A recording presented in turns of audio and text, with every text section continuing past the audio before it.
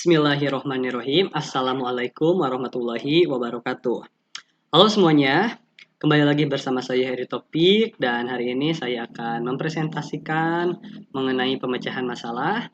Tapi sebelum itu, semoga semua yang nonton di sini memiliki kesehatan yang baik, juga siap dalam mendengarkan beberapa hal yang akan saya sampaikan. Di sini saya akan membahas tentang permasalahan atau masalah kurangnya perhatian siswa pada saat proses pembelajaran. Mungkin Bapak Ibu yang mengajar itu mungkin sudah pernah mengalami bahwa ada beberapa siswa yang mengalami kesulitan atau susah untuk fokus dalam pembelajaran kayak gitu. Nah, di sini saya akan eh, mengelaborasi tentang apa saja sih penyebabnya dan bagaimana cara menanggulanginya. Pertama-tama, mari kita deskripsikan dulu tentang permasalahan yang dihadapi. Pada saat proses pembelajaran berlangsung, terdapat beberapa orang siswa kurang memperhatikan berlangsungnya proses pembelajaran.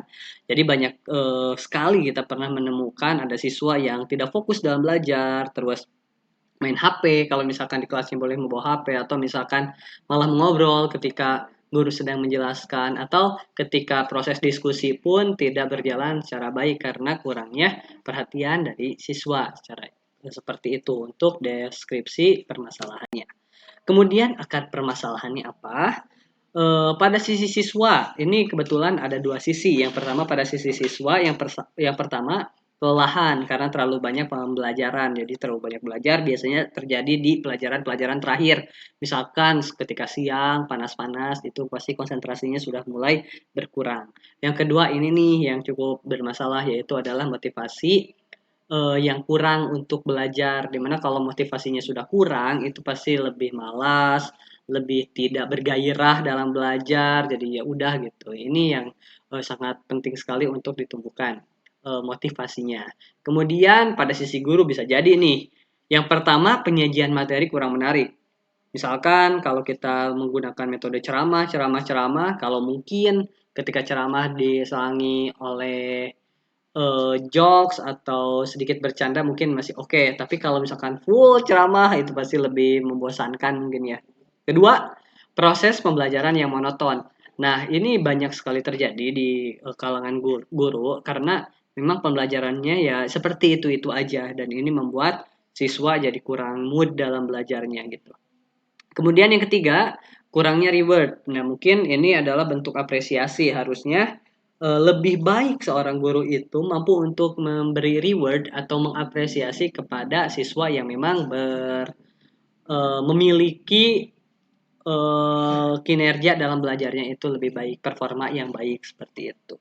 Kemudian bagaimana solusi yang saya lakukan? Itu yang pertama adalah untuk meningkatkan kegairahan siswa, terutama pada jam terakhir perlu ice breaking atau relaksasi. Ice breaking di sini boleh melalui games, boleh juga melalui ngobrol-ngobrol santai tentang ya bisa kita bahas tentang kehidupan sehari-hari, misalkan berbagi pengalaman.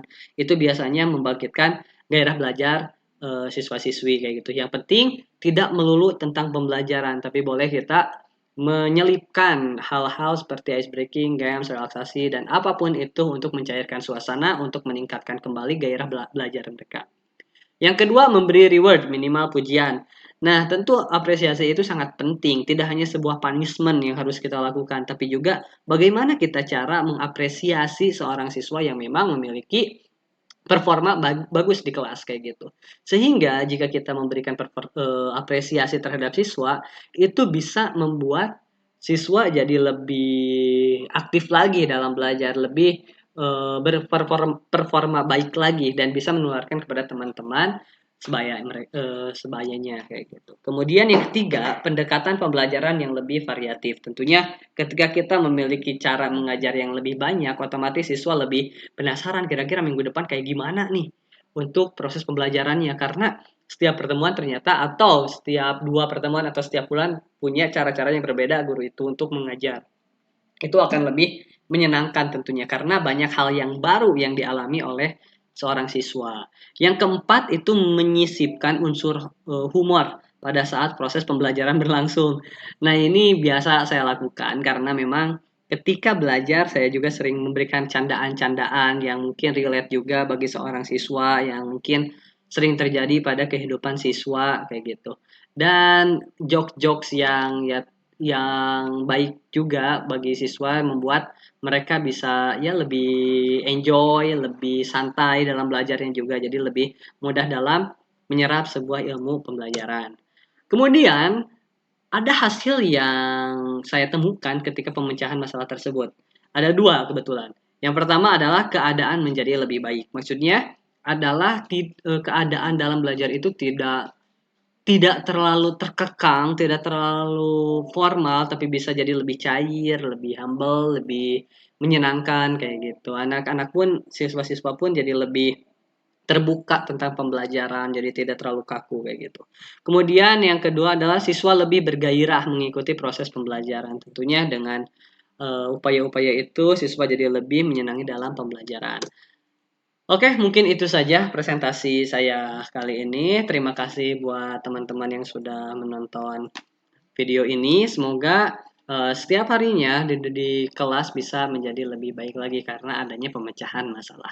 Terima kasih atas perhatiannya. Saya tutup. Assalamualaikum warahmatullahi wabarakatuh. Bye.